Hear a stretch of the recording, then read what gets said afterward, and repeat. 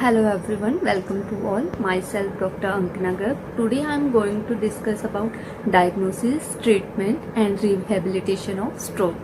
Earlier I have discussed about stroke, its types, causes, its symptoms and risk factors.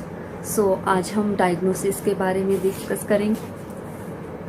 So to determine the type of stroke, the doctor will ask for family history.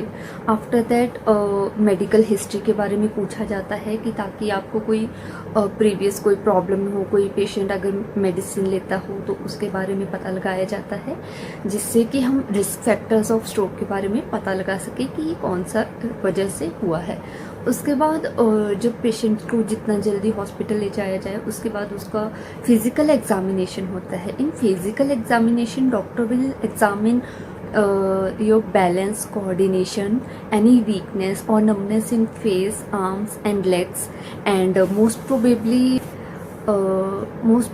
doctor will check for any sign of confusion और कोई vision issues हैं, vision problem, ये सब भी देखी जाती हैं.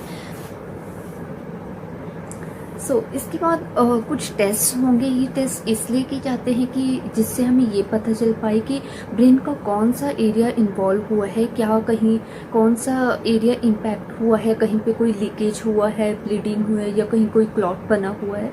तो ये सब जानकारी हमें टेस्ट के थ्रू मिलती है. और ये टेस्ट हमें इसलिए भी हेल्प करता है कि इससे पता लगा पाए कि कौन सा कोई प्रीवियस स्ट्रोक हुआ है या क्या सिम्टम्स हैं जिस वजह से पेशेंट को स्ट्रोक हुआ हो.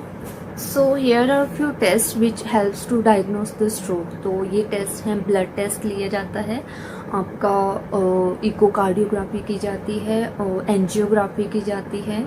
उसके अलावा आपका पेशेंट का MRI CT स्कैन किया जाता है ब्रेन का, जिससे कि कौन सा एरिया इन्वॉल्व है ये पता लगा सके. और उसके अलावा इलेक्ट्रोकार्डियोग्राम और उसके साथ ही साथ हमारा सेरेब्रल एंजियोग्राम भी लिया जाता है. So here we will discuss test one by one. So first of all, blood test. Blood test can determine level of blood sugar level and any infection in the platelet and the area where the clot occurs and how fast that clots occur. Next is MRI and CT scan. MRI और CT scan जो है वो magnetic resonant imaging, यह help करता है brain के area को clear देखने में कि कहाँ पे ब्लॉकेज हुआ एंड कितना ब्लॉकेज हुआ. एंड CT स्कैन एक क्लियर पिक्चर होता है ब्रेन का, और ये एक टेस्ट है जो ब्रेन की क्लियर पिक्चर देता है, जिससे कि हमें पता चलता है कि ब्रेन के किसी एरिया में लीकेज हुआ या कितना डैमेज हुआ. इसके बारे में हमें पता चलता है MRI एंड CT स्कैन से. Next is EKG, electrocardiogram. यह हार्ट की सिंपल एक्टिविटी और रिदम को मेज़र करता है. उसकी हार्ट बीट को हम देखते हैं और रिदम को देखते हैं कि कहीं पे हार्ट की वजह से, कोई हार्ट कंडीशन की वजह से पेशेंट को स्ट्रोक हुआ, जैसे कि प्रायर हार्ट अटैक और एट्रियल फिब्रिलेशन, जो कि रीज़न बन सकता है स्ट्रोक का.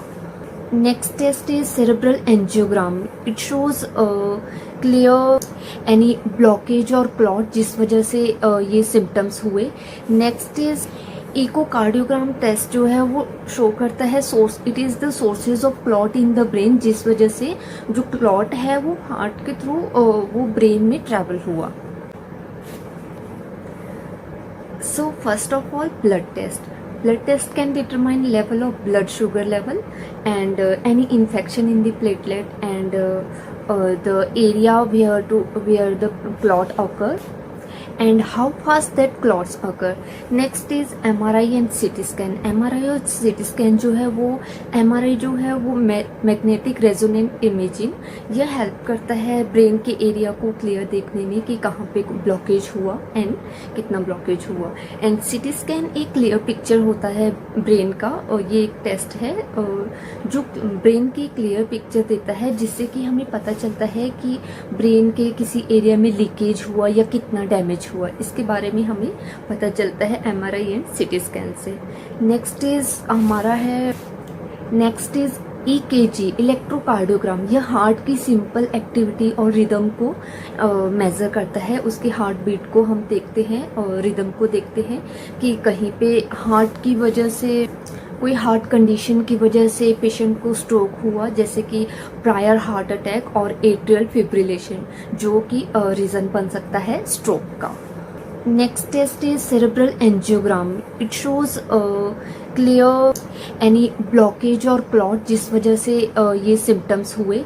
नेक्स्ट इज इकोकार्डियोग्राम टेस्ट, जो है वो शो करता है source, it is the sources of clot in the brain, जिस वजह से जो क्लॉट है वो हार्ट के थ्रू वो ब्रेन में ट्रैवल हुआ। So now I will go for treatment for stroke, but before that I would request you कि अगर आपको कोई भी क्वेश्चन है तो उसको कमेंट सेक्शन में मेंशन करें। कोई भी प्रॉब्लम, कोई डाउट है तो प्लीज़ उसे कमेंट सेक्शन में मेंशन करें, और उसके अलावा please let me know for further on which topic I should discuss. कोई भी टॉपिक जो आपको लगता है ब्रेन से, न्यूरो से related I should discuss, then I will go for that, and next session से हम लाइव सेशंस भी लेना स्टार्ट करेंगे।